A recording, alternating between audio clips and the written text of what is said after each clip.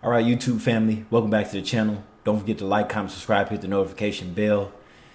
As we all know, part of the American dream is home ownership, right? Along with a few more assets to keep your legacy afloat. Well, the way things are going now, especially in the south of Florida, the southern tip, the beloved Miami, is facing the largest number of foreclosures, and it's up 20% from last year. Let's go ahead and see what's going on in the Sunshine State. Let's go.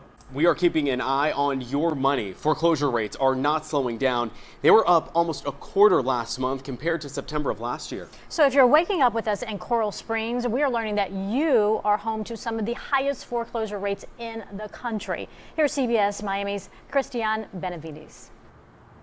This house is one of realtor Emily Odak's half-dozen foreclosure listings in South Florida, and more are in the pipeline. We have properties that are behind the scenes that are about to become foreclosures, that are pre-foreclosures, that we are currently watching or may be in default. Adam, a provider of nationwide property data, reported more than 35,000 foreclosure filings around the country in September. When people aren't paying their mortgage per se, that indicates something broader in the market for us. Foreclosure rates are up 20% compared to a year ago, and 20%, that's a lot.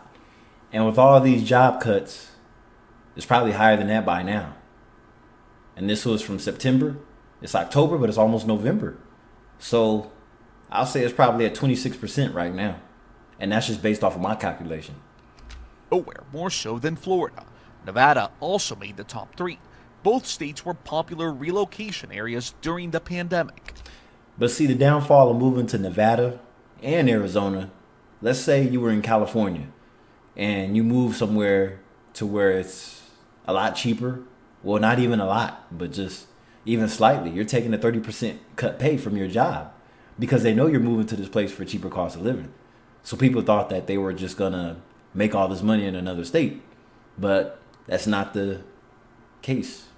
What we don't know is if the folks that maybe were moving there for remote work during the COVID era are starting to see distress or not. But typically, it's older homes that are just going through traditional foreclosure processes. The high cost of home insurance and rising HOA fees for condos are driving up prices for Florida homeowners, increasing the risk of...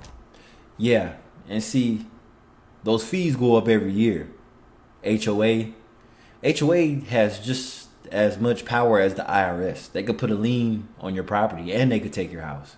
So HOA, it doesn't matter how much it costs. It doesn't matter if it's $80. It don't matter if it's $800. Don't even deal with HOA.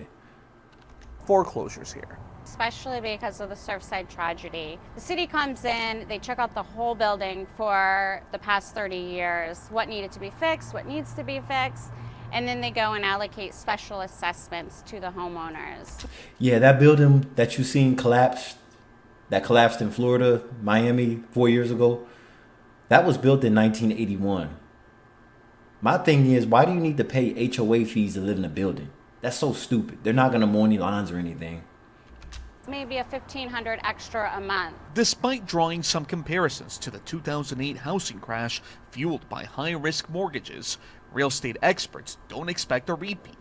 Odak says it is still the right time to buy for someone.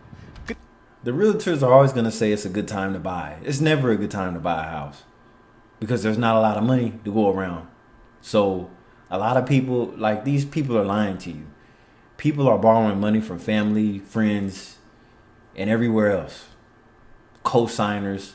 So don't feel left out if you didn't buy your dream home or your first home. Because a lot of first-time buyers regret their choice. They either bought too much or they bought too little. Meaning the place they bought was too big or too small. Christian Benavides, CBS News. That's a nice neighborhood, by the way. Everything's nice while you could afford it, right? But one day when you can't pay, time to go. And that's why they're building all these luxury condos. Because people aren't having kids and everything like that to have a real reason to have these homes to begin with, other than having a nice garage with some nice sporty rides. But anyway, this is Kai DeVale. I'll catch you in the next video. Goodbye.